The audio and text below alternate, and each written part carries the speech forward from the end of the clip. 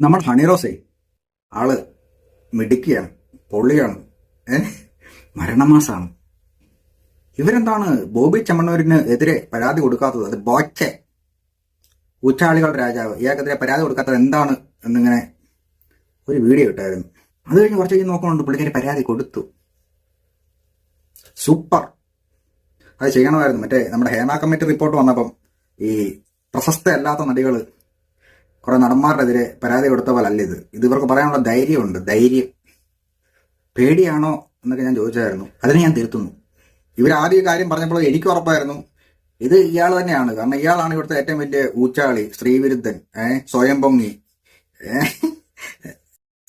തള്ള് എന്നുള്ള പരിപാടികളൊക്കെ ചെയ്യുന്ന ആൾ പുള്ളി തന്നെയാണ്. പുള്ളിക്കെതിരെ നേരത്തെ പണ്ട് ഒരു പീഡന പരാതിയൊക്കെ വന്നായിരുന്നു. അതെങ്ങനെയാണെന്ന് ആർക്കും അറിയത്തില്ല. അതെങ്ങനെയോ തീർന്നു. ഇതിപ്പോ കേസ് കൊടുത്തു. ഈ കേസ് എങ്ങനെ പോകുന്നു നമുക്ക് അറിയത്തില്ലെങ്കിൽ പോലും